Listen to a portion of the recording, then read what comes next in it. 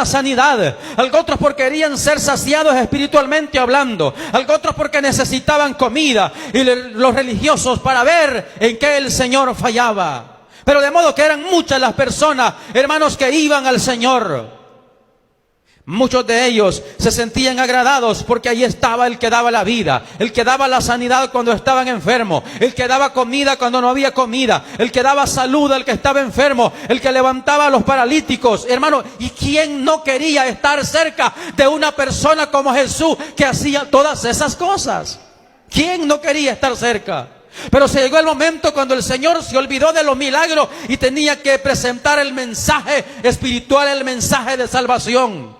Y empezó a decir: yo soy el pan de vida que vino del cielo, y el que coma de este pan no tendrá hambre jamás. Allí ya empezaron los oyentes a retirarse y decían muchos: ¿cómo es posible que este diga que es el pan de vida que ha venido del cielo, si el único pan que hemos recibido fue el que recibieron nuestros padres en el desierto, el maná? Sí, en verdad, dijo el Señor, ellos comieron de ese pan, pero volvieron a tener hambre. Pero el que coma de mi carne, de mi pan, dijo el Señor, no volverá a tener hambre jamás. Pero el Señor estaba hablando de las cosas espirituales. Pero el problema es que la gente siempre pensamos en lo material, y por eso nos frustramos, porque el Señor primeramente quiere llenar nuestra vida espiritual, y luego las demás cosas os serán añadidas.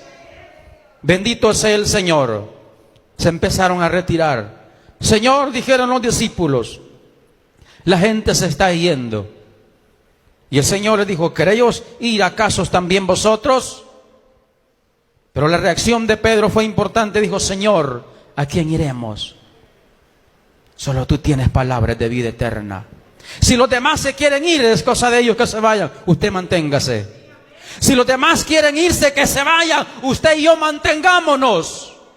¿Acaso, hermanos, los demás pueden hacer algo por nosotros? No, esto es individual. Cada quien tenemos que velar por nuestra propia salvación. Bendito sea Dios.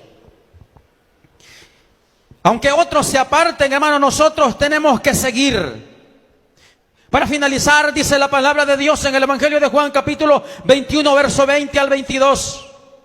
Volviéndose Pedro, vio que le seguía el discípulo a quien amaba Jesús, el mismo que en la cena se había acostado al lado de él y le había dicho: Señor, ¿quién es el que te ha de entregar?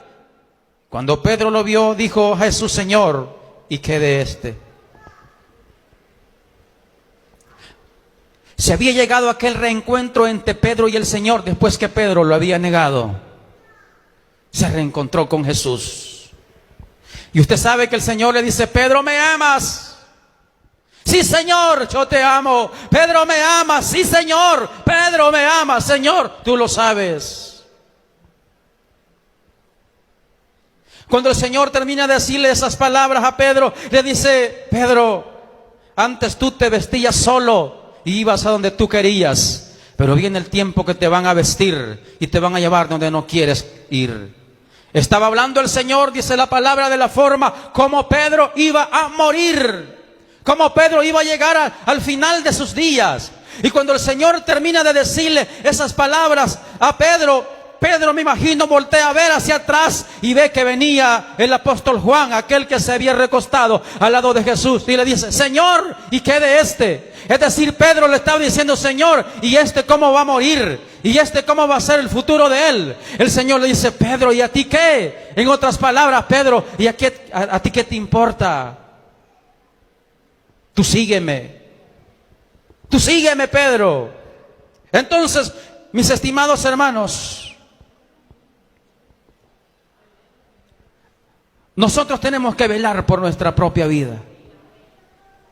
Y ya le dije que si los demás se quieren ir, ese es problema de ellos. Pero el Señor le está diciendo a Pedro: Pedro, ¿y a ti qué? Déjalo. Si yo quiero que este hombre llegue hasta que yo venga, pues lo haré. Si los demás se quieren ir, hermanos, usted manténgase. Nosotros, hermanos, no tenemos que apartar la mirada del Señor. El día que eso suceda en nuestra vida, entonces vamos a fracasar. Puesto los ojos en Jesús, el autor y el consumador de nuestra fe. Amén.